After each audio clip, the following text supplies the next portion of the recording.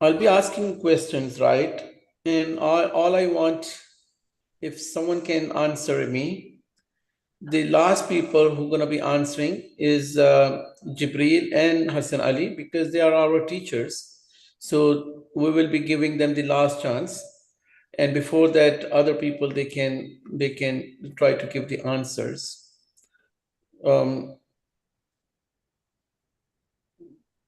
Did we get what we're talking about?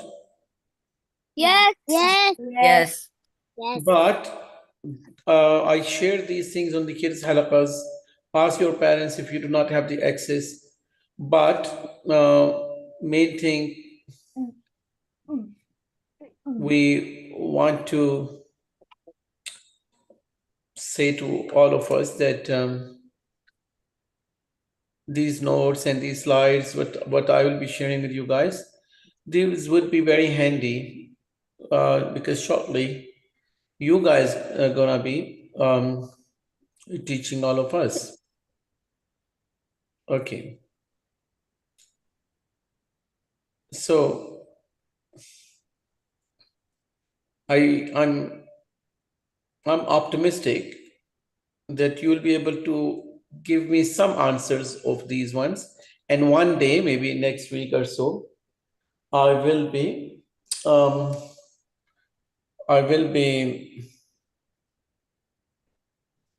oh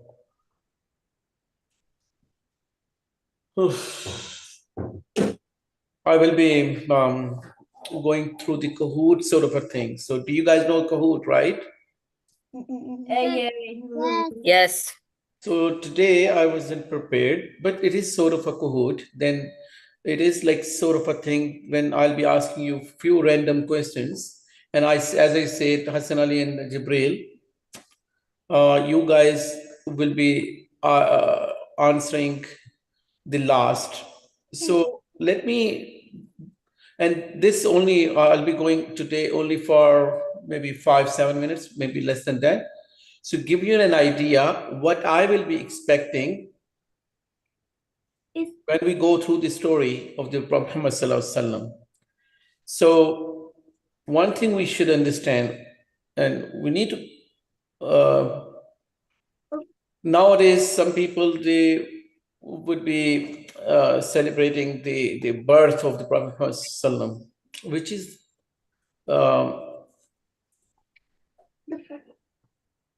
and people, they even do not no one agreed upon that the Prophet Muhammad Sallallahu Alaihi Wasallam born on that specific date. We all know that the one date, which is very famous, that is Arabic month, 12th of Rabiul Awwal. That is, everyone agreed that that day was the when Prophet Muhammad Sallam died. But through the Rahiq al-Makhtoum and all these references, birth date is not confirmed. But Rahiq al-Makhtoum mentioned, which is the 9th of Rabiul Awwal. But the thing is here, the catch is here. Did companion of the Prophet, did they celebrate the way we celebrate? Is it recommended? So though the idea behind is Allah is expecting from us, if we really are true lover of the Prophet Muhammad Sallam, that we follow his footsteps, we follow his guidance, we follow Quran and Sunnah's whatever we need to understand do's and don'ts. And once we follow that, that is the true love. And the very easy example, if you think that you guys are if someone is saying, oh, I really love my parents, and you guys are not even bothering to listen to your parents, let me share the screen. Let me know if you can see my screen. We can see your screen. Yeah, we can. Which one? Oh, It says the biography of our beloved Prophet. okay, beautiful. August 2024. Yeah, so the point what I wanted to raise was that if you don't want to listen, your parents, your teacher asks you to do this homework, and your parents asking you all these things, and Jihad, I'll come back to you. Okay, I saw your hand. I'll come back. In between, I'll be giving you as pauses. If you have a question, then we'll be able to answer those ones as well. So the point what I wanted to understand, this is very significant. This is actually the fundamental thing we need to understand. If your parents or your teachers asking you to do this something and you don't want to listen, you've been rude and you want to do your way, and end of the day you want to do your way of that you love your parents and your teachers, they've been asking you for months and months, do the homework, you're not doing the homework, and one day you want to give them a candy, or your parents from a whole maybe month, they've been asking you to do whatever the task is, you're not listening, and when Eid day comes and you say, oh, I really love you guys, does it really matter for them? Do you think they're gonna be happy? No. Nah. Yeah, obviously no, right? No. So the thing is, the true love, if we really love our beloved Prophet Muhammad Sallallahu, we should be adopting the lifestyle, trying to copy his lifestyle. At least we should understand what was his daily routine. We need to understand at least one single day. Like I'll just give you a very quick rundown. One day, inshallah, we will be having the entire halaqah on this thing. Do you guys know when Prophet Muhammad Sallam, what time his day would commence? Like what time he would start his day? He would start. Fajr? Yes, Jibril. Fajr in the morning. Okay. Actually, that is the guideline for us to start our day from the Fajr. He would start all the way before Fajr, way before Fajr, that he would recite the Quran, couple of surahs, couple of juz, and his jihad. I'll come back to you. I saw your hands. I'll come back to you. Okay. So he would stand up. Let's say the Fajr is 5 o'clock nowadays, right? So he would stand up maybe 1 or 2 o'clock, last third of the night, and he would recite the Quran, long qiyam. Sometimes he would finish the whole Surah Al-Baqarah, and sometimes he would finish like 5 ajzar, 3 juz, which would take a long time. And when he used to do that, his calves would get swollen, and then he would go back to bed, and then he would take a bit of a rest, and then the Fajr Azan happens, and then he would wake up, and he used to do wiping his face, doing specific dua, and whenever he would wake up at the middle of the night, he would do a very amazing dua, which includes Subhanallah, walhamdulillah, la ilaha illallah, wallahu akbar, wa la hawla wa la quwwata illa billahi al-aliyyil azim, la ilaha illallah wahdahu la sharika lahu, lahul mulku wa lahul hamdu, wa huwa ala kulli shay'in qadir. And then he would ask Allah, Allahumma ghafirli, Allahumma arhamni, Allahumma arziqni. So basically asking all these blessings, and he mentioned whoever do the same thing, Allah will accept his dua. So then he would go to the Fajr, and then after Fajr he would do his normal azkar, and he would sit there, and we know that then he would offer 2 rak'ah of duha.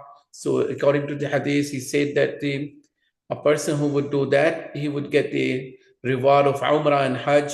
And then he would ask his companion if someone has seen the dream, or someone need to if anything need to be discussed very like a hierarchy thing, like important stuff, then he would be, sharing and listening to people. He would come back asking his wife, is there anything to eat? And if they would say affirmative, like yes, we have something, he would eat. And if they say no, because they were not rich, they did not have even food every day. So sometime months and months goes by, and they do not even have any hot meal. They would not even have any oven or something switch on, because only things they would be able to eat like few date or two whole day. So he would come back, and then he would go in between Dhuha time to the Dhuhr time. He would visit sick people. He would do his daily tasks. And oh, sorry, I missed that. When he would come back, and he used to ask, "Is there anything to eat?" If they say yes, then he would do his breakfast. Okay, And you already said it. what is that? You already said it. Yeah, no, I'll come back. So, only thing what I missed is that if there was no food, then he would say, okay, I'm going to fast today. So he would not yell, he would not complain, oh, I don't have this and that. No, he said, I'll be fasting today. So the entire day he will be fasting, because he would know that there's not sufficient food. Okay, I'm fasting. So he's very easygoing, humble, patient. And then after Salatul Dhuhr, the one thing he would do, he'll take a power nap, maybe 10 minutes, 20 minutes, 15 minutes. And nowadays, all these big companies, very high-tech companies, they, even Japan or some countries, they allocated some of their workers to take a nap, because it will increase their um, work progress, and their ability to work even more productively. So that's and even he mentions that shaitan would not, and that power nap, we call it qaylula.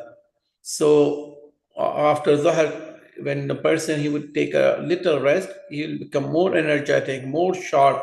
His intellect would be more sharpened, and he'll be able to do much better. And now and then he used to say that the shaitan, he would not do the qailula, but this is the Prophet Muhammad's lifestyle. So we have to adopt. And then followed by Asr prayer and Maghrib prayer.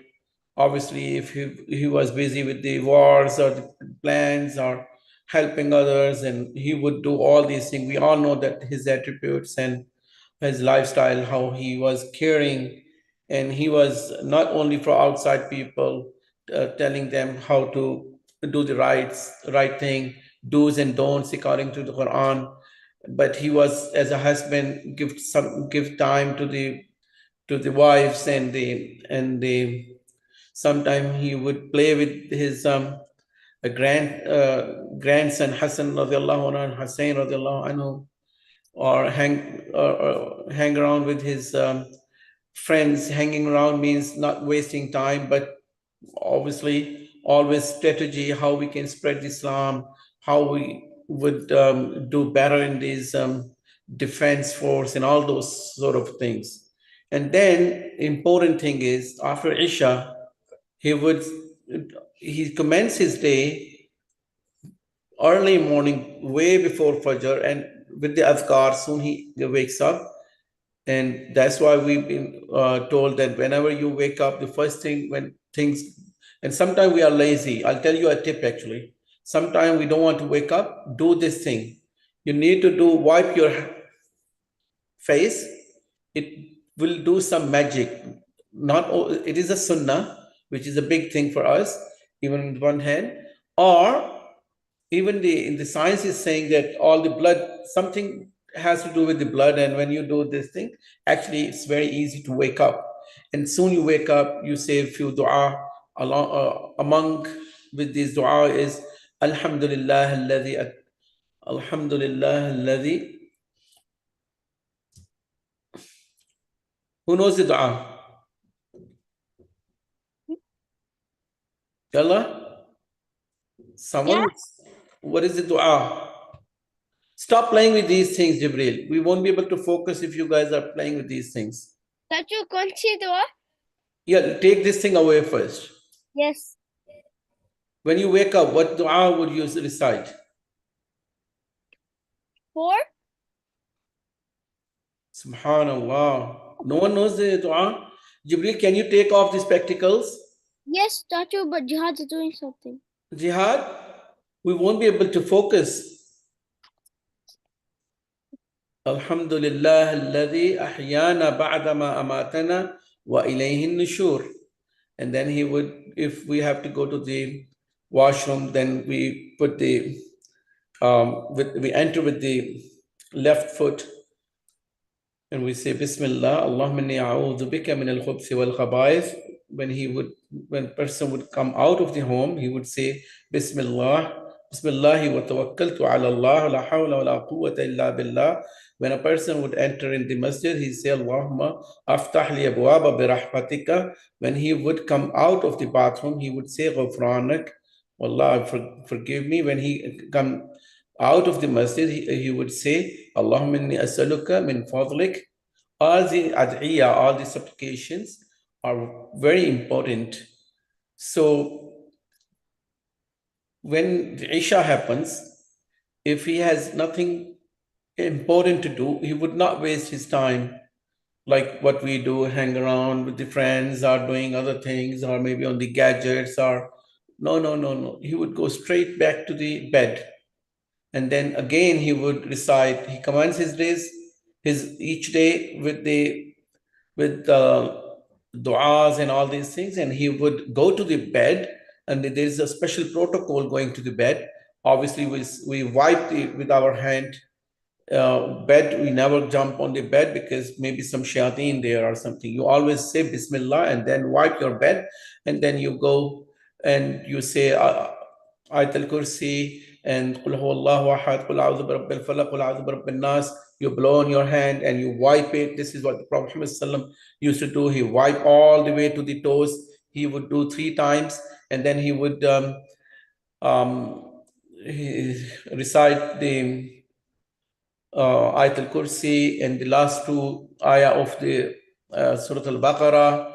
And the important thing is he would say Subhanallah, Subhanallah, Subhanallah 33 times, Alhamdulillah 33 times, Allahu Akbar 33 times, followed by La ilaha illallah wahdahu la sharika lahu lahul mulku lahul hamdu wa ala kulli shay'in qadir.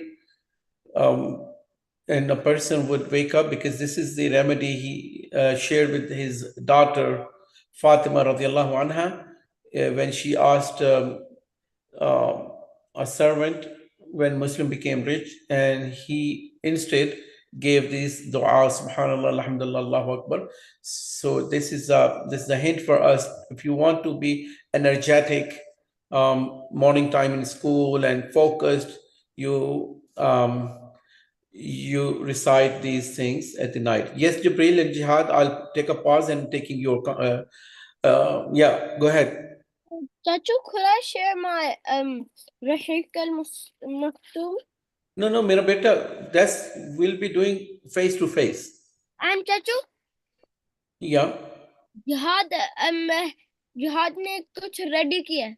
Okay, Jihad, I'll give you a chance at the end of the halqa, okay?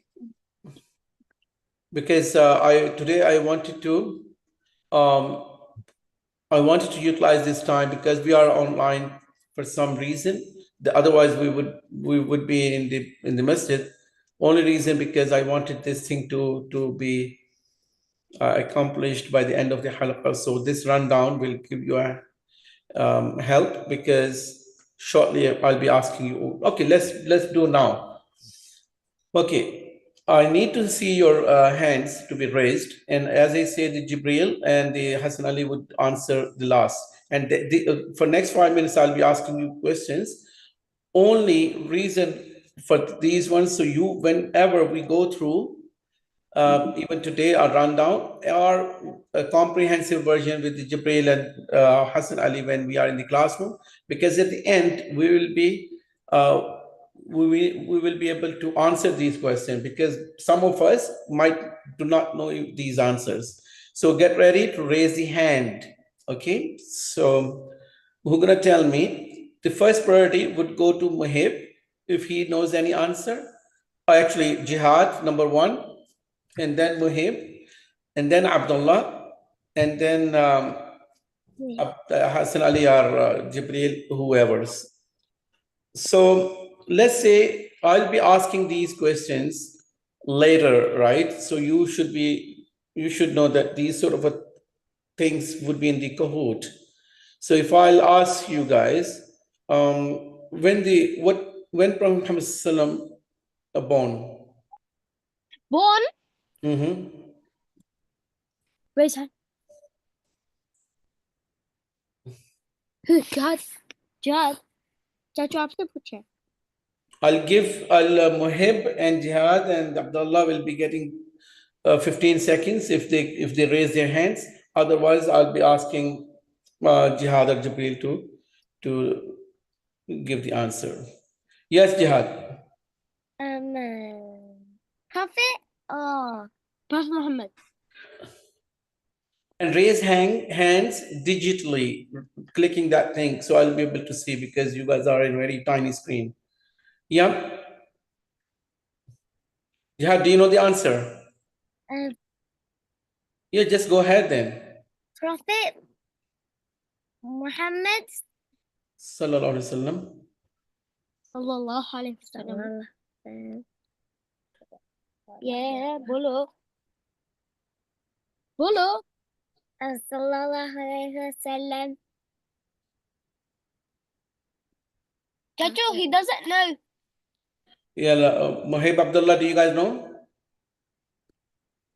Okay, it's all right. Yalla, Hassan Ali, you go ahead. So, was the question when his birthday was? Yeah. So it's not confirmed. It's either 9th Rabiul Awwal or 12th Rabiul Awwal. Excellent answer. This is the excellent answer. Exactly. This is what I was expecting. We do not know. It's not confirmed. But one thing is confirmed. Who would tell me what day of the week was that? Me. Jibril? Friday. Jibril? I Yes. know you're excited, but I told you guys the protocol, right? Because you are the one teaching us. How would I give you the chance first? Chat. Yes, Jihad. What was a weekday? Wait, it says. Jihad, you are allowed to raise hand if you know the answer. Don't raise your hand and you just be taking the entire time. Yalla. Wait. 5, 7. Yalla, Jibril, you go ahead. On a Friday. Subhanallah. Yalla, help your buddy Hassan Ali. Me? No, Hassan Ali, you try. I was also gonna say Friday. What is that? I was also gonna say Friday. Okay, so that's why we need to understand that. Monday. That was a Monday, okay? Yes. You guys can stay unmuted, so you will be able to say it. So it was a Monday, right?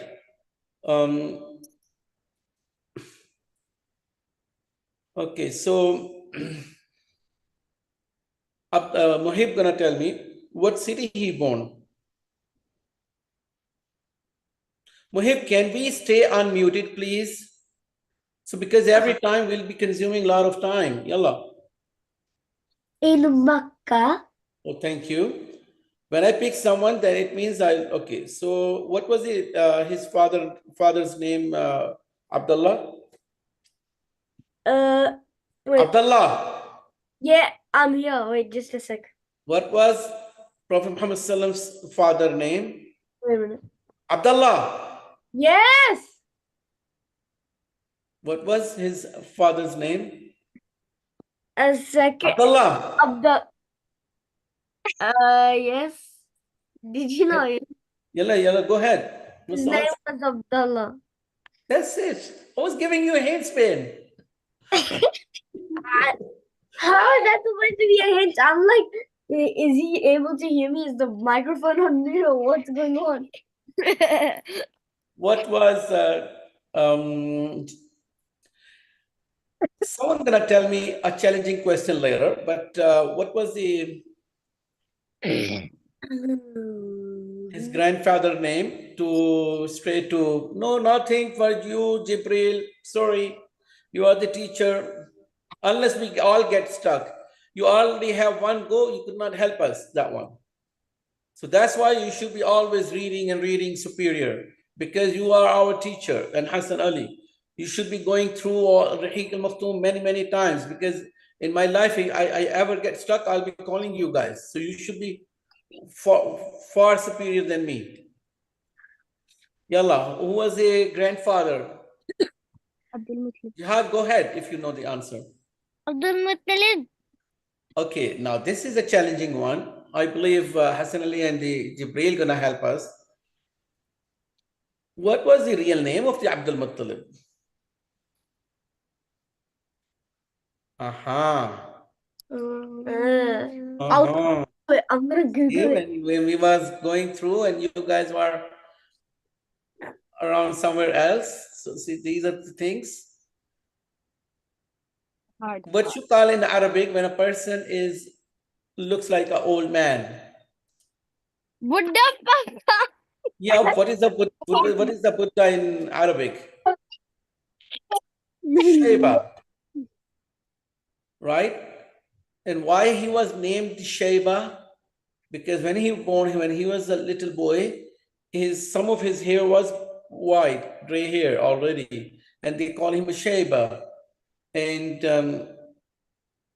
because he was coming with his dad, entering the Makkah, and people they thought he is the slave of the Muttalib, and they call him Abdul Muttalib. So slave of the Muttalib, and the Muttalib, he was bringing him from the Medina. He said, no, no, no, he's not my slave. He's not my Abd. He is my nephew. His name is Sheba, but people they took him as the name of the Abdul Muttalib. What was the tribe of the Prophet Muhammad Sallam?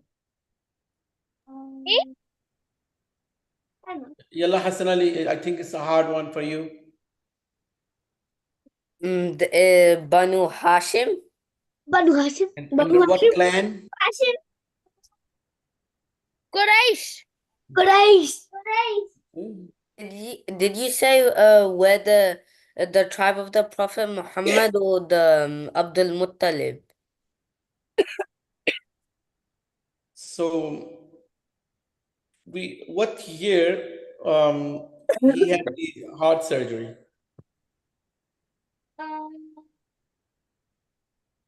Yes, go ahead. Me? Yeah. 574. I mean, how old was he and where he was? Oh, 4 years old, and he was in a camp with the Bedouins because they know how to raise children better. Excellent, excellent. Okay, it's not for you, it's for someone else.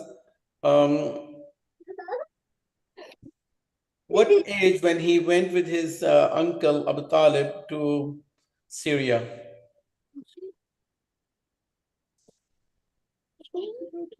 Oh, yalla boys, sleeping in the class. See what sort of the questions are coming now. What gonna happen in the Kahoot then? Yes, Hassan Ali. What's up too? So when he entered Syria, there was like a Christian monk. He saw some signs that he was the next prophet because he said it was It's black. What was his age? That was the question. 6, I think 6 or 8. Subhanallah. 8. Subhanallah. 8. 8 years old. his uncle Abu Talib, he took the custody of him, and at the 6 he was living with his mom. How would he go?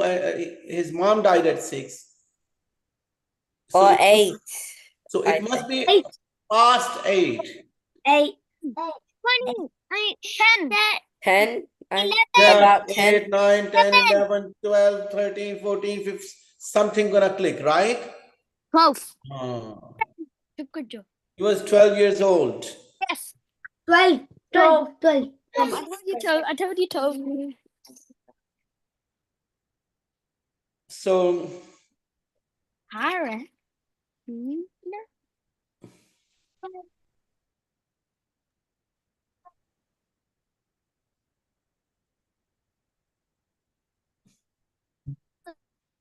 in where is cave of Hira located at? Do you understand the question? First, remember what I said. Where this cave of the Hira located at? Yalla Jibril or Jihad first.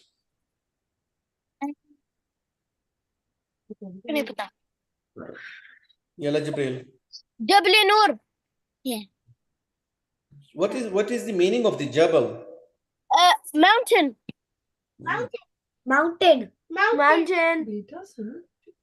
What was the name of the mountain when the Prophet Muhammad Sallam, he stopped by 3 days, 3 nights when he was migrating to Medina?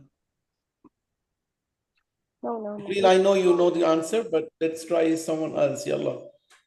Yeah, Hassan Ali, yeah. Because that's why I gave you guys the Rahiq al-Makhtoum, where you will be able to have all these details. Yes. And Abdullah and Muhib, you guys know that what I will be expecting from you guys. So these things, if you are not attentive in the halaqah, these things gonna happen. The last one, yalla. Yes, Jibril, go ahead. Thawr. Cave of Thawr.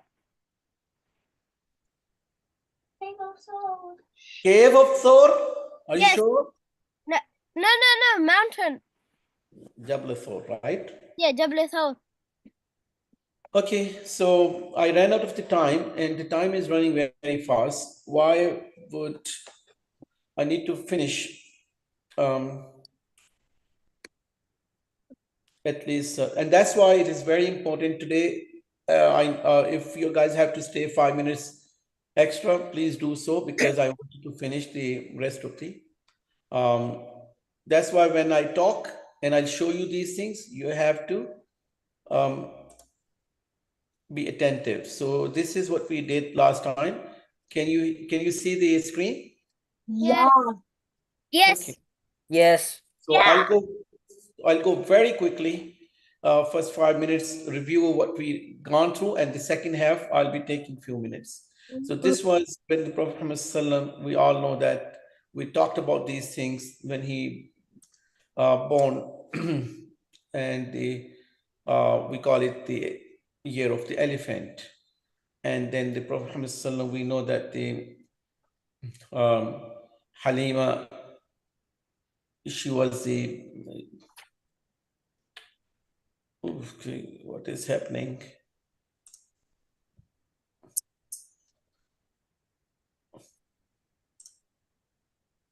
Okay, so the she, when he was 4, Halima Saadia, she was taking care of her, because those days, as we talked about, that they used to send their people to the villages and the Bedouins, because they would have healthy lifestyle there, and better Arabic lifestyles, not slang. Prophet Muhammad Sallam, he was about 6 years old when his mother died, and he was 8 when the his grandfather, who was Abdul Muttalib, because he was a carer, then he died, and then he ended up in the custody of his Uncle Abu Talib. And he was 12 years old when he went to the Syria. And all of you guys go through these stories. They are very interesting story.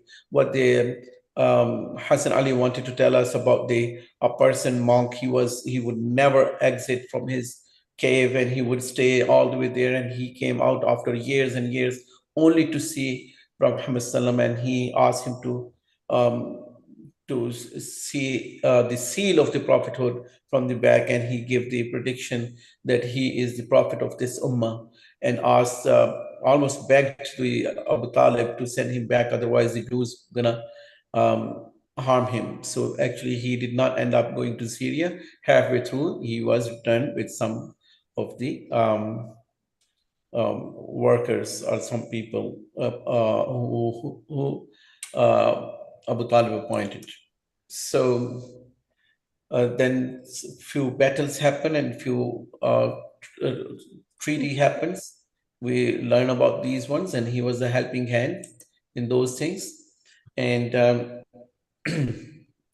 his first job was he was a shepherd, and then after when he was doing he was working for the Khadija radiallahu anha, and he was very honest, and Khadija's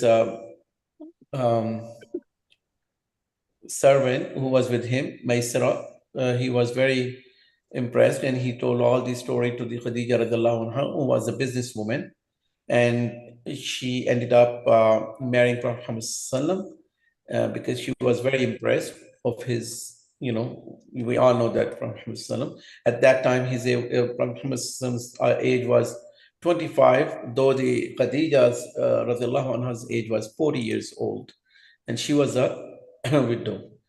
And this was the first revelation. We all know that, very famous. It was revealed in the cave of the Hira, which is in Jabal Nur. And Jibril alayhi salam, he brought this revelation.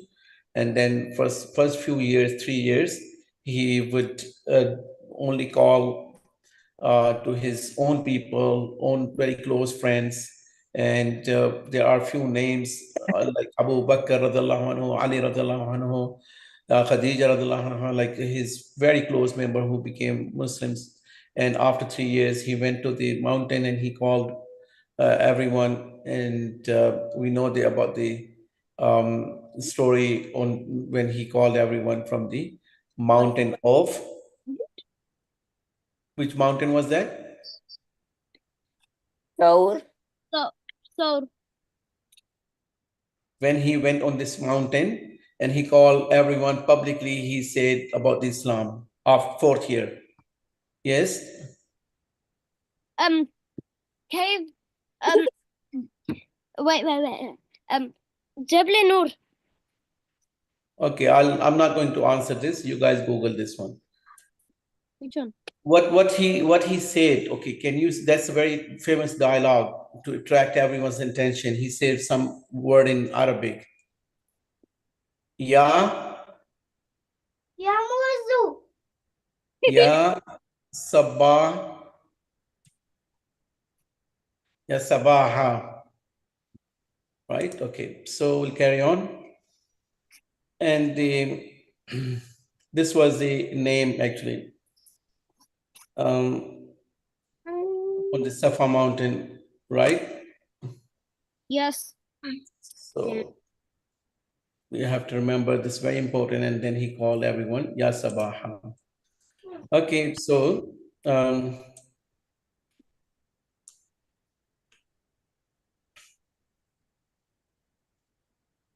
people became early face of Islam a few years when he announced they were not happy, fighting took place and all these things.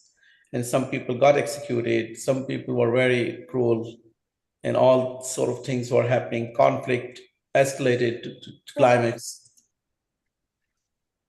And people, they were having a meeting place, which is the Dar al-Arqam, and that was the meeting place, right? And then the people, they were sick and tired of it, and few people, 12 men and 4 women, along with the Uthman of the anhu, migrated to the Abyssinia. Nowadays we call it Ethiopia. So there was a king, Najashi, who let them live there. Though the kuffar, they sent their people and asking the king not to let them live there, but he was very pious person. Ultimately, he became a Muslim, and Prophet Muhammad ﷺ actually prayed the janaza overseas. And people, they came back because they thought everyone became a Muslim because of this ayah. When the Prophet Muhammad ﷺ was reciting from Surah An-Najm, everyone scared and everyone went to the sajda, and people they thought that everyone became Muslim and they came back from the Abyssinia and they stuck again. Some people returned back uh, with more people, like 82 people, but some of them they did not bother. So yeah, we already done that, and the Quraysh actually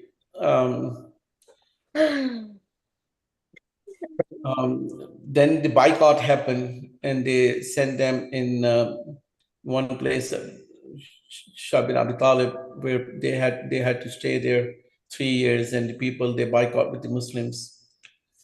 And ultimately, after the 6th year of the prophethood, when he was 46 years old, Hamza radiallahu anhu and Umar radiallahu anhu, they became Muslim, and then Islam became a bit strong because they were obviously challenges.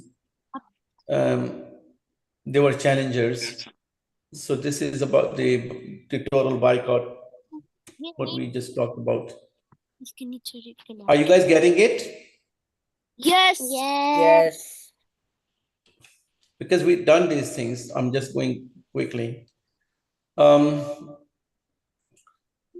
he was about 50 years old, two of his supporters, big supporters, wife Khadija radiallahu anha and the Abu Talib, they died. So then he went toward the Taif. He was thinking that these people not listening, maybe the Taif people would listen. And the same year, actually the following year, he married again, and then with the other wives later. But Taif people, they did not accept him as a prophet. So actually, he was in blood really. So he took a shelter in the garden, and then he recited this dua. It's very amazing dua. Whenever you guys ever stuck in this life, please remember, just type a journey of Taif and the dua in the Taif. This dua I'm telling you guys, boys, we need this dua. When you think that you're really stuck and nothing can help you, this is a dua.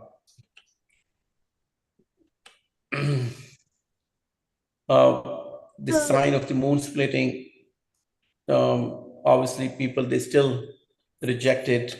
And then Prophet Muhammad Sallam, because no one was listening to him, Allah took him to the heavens and Masjid al-Aqsa, which is the Palestine. That's why what is happening in Palestine now, we protest because that was our land and our Masjid al-Aqsa is there. And then he went with the Jibreel alayhi salam on the Buraq, which was a ride, sort of horse, but that special horse took them all the way to the heavens, and he saw hellfire and the paradise, and he was given a special as a gift these 5 daily prayers from Allah Almighty. So that's why we pray 5 times, because that was a special gift given to him by Allah. So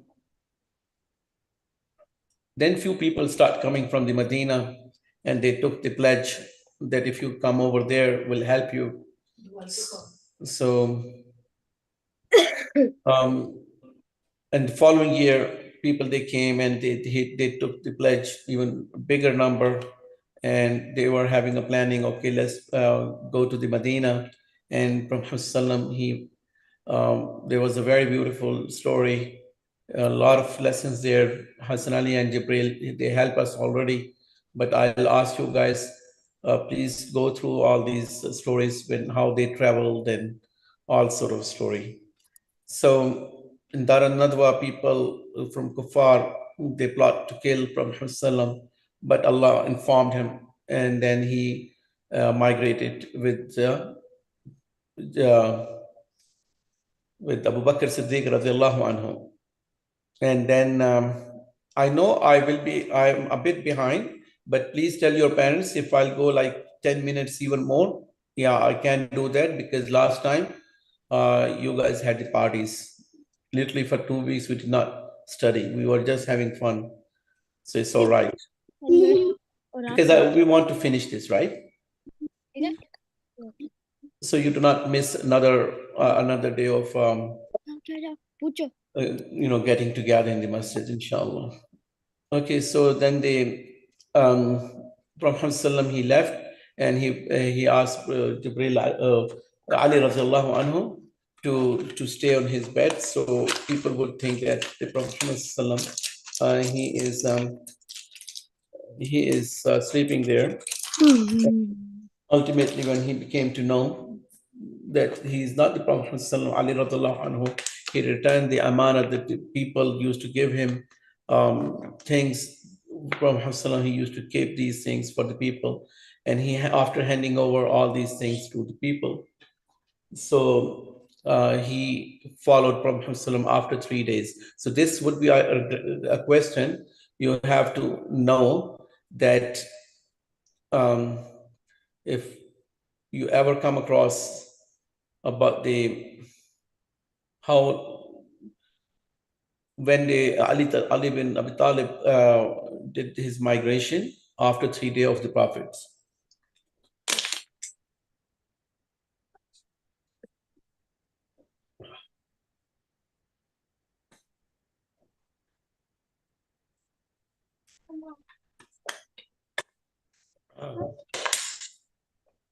And then, boys, are you guys getting everything? Yes. Okay. All we need to know the sequence of the story. That's it. And we will be learning all these things in the classroom, inshallah, every week. But at least once you link the story, then it is easy to digest and comprehend. So the migration, we have a few lessons from Hassan Ali and Jibril about the migration, how they ended up, and then we also talk about the person who was a special person. They were chasing them because Kuffar, they put the reward of 100 camels. But Allah said in the Quran for the tranquility to Abu Bakr Siddiq, because he was worried about the Prophet's life, and said, don't worry, Allah is with us. And journey to Medina, when Suraka bin Malik, he's very important person who was a specialist to chase people, because he was, like in those days, he was a private investigator, and he would know how to chase people through the footsteps of the people, how they walk, and the footprints of the camels. And so he was actually able to chase them, and some interesting thing happened. And then Suraka ibn Malik later, he has won something, and you will actually type the Suraka ibn Malik, and next time you will let me know what really happened. It's a very beautiful story about the Suraka ibn Malik. And after through the journey, it was basically hot days and very hot, and people in Medina would be waiting for them. Finally, they came in the Quba, where the Masjid al-Quba now, and which is very close to Medina.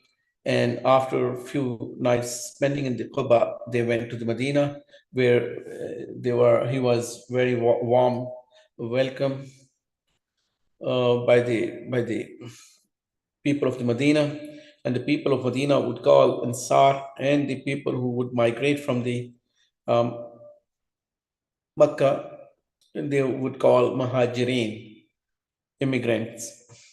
So then the brotherhood had been established between them, and basically 45 Muhajirin and Ansar were tied up. Basically, okay, everyone will be taking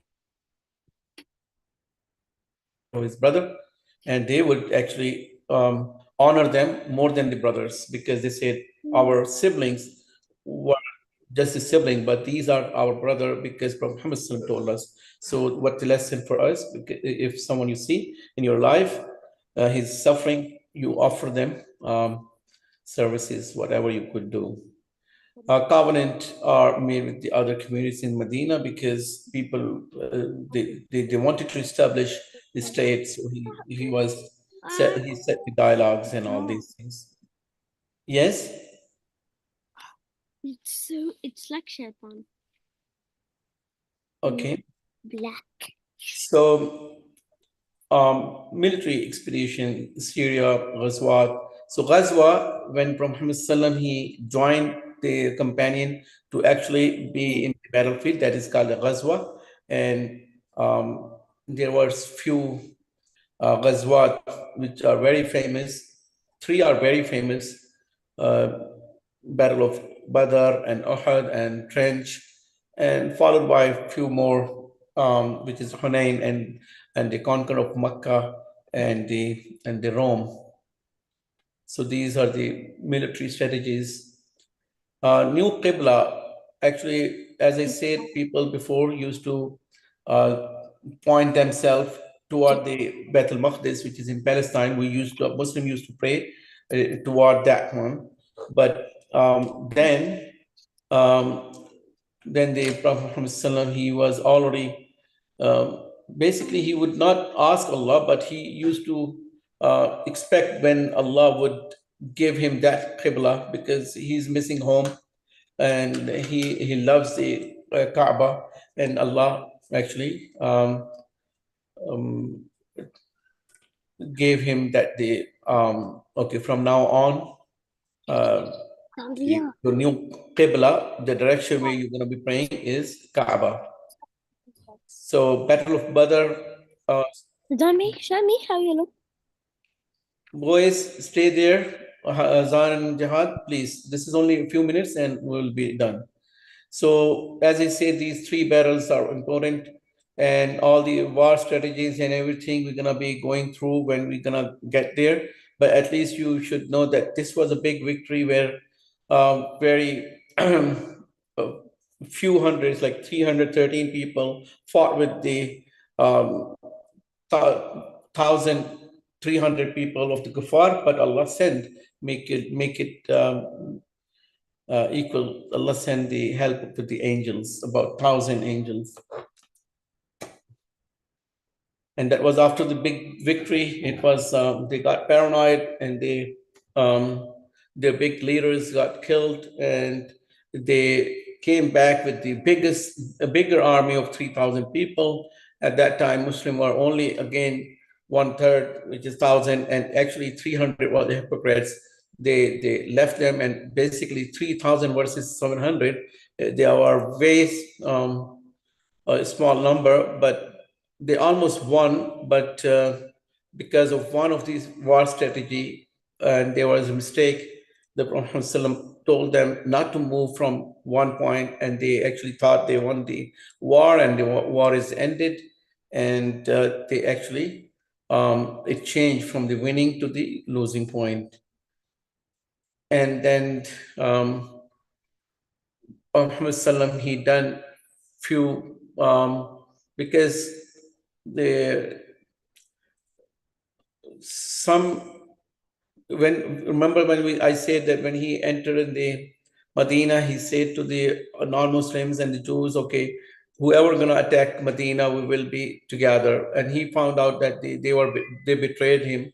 So now he from Hassalam, he was after them.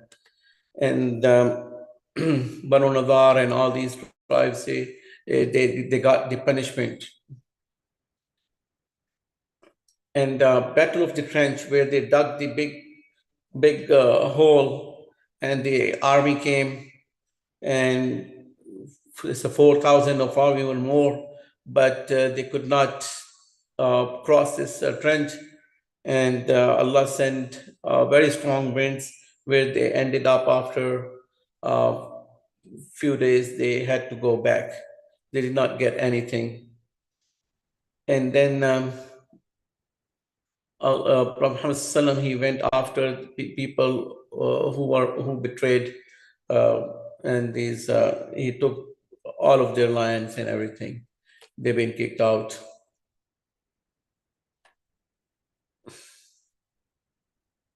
There's a slandering incident took place about the Aisha radiallahu anha. There's a very this is a story where we would learn that talking sick talk, ill talk from people's behind, slandering, it is a big no. And people, they stop talking about the Aisha radiallahu anha. There was an ill talk, and Allah sent the Quran that it is not going to happen. Then the people, they tried to go to they wanted to do the Umrah, and now Muslims were in a strong position because they almost won two big wars. They went with the 1,400 people, where the Meccan, they did not allow them, and they actually came back following year. But then the Treaty of Hudaybiyah, very famous treaty, took place, and Allah called this a big victory. And then Prophet Muhammad Sallam, he starts sending the letters to all around the Arabia, calling people for in Islam. And some of them, they accepted, and some, they were sick. Among them, the Roman Emperor Hercules, he did not regard. So Prophet Muhammad, he went after them. And Khaybar was conquered because in Khaybar, Jewish people, they were living, and they were always doing the conspiracies and stuff. So he went there, and then he kicked them out.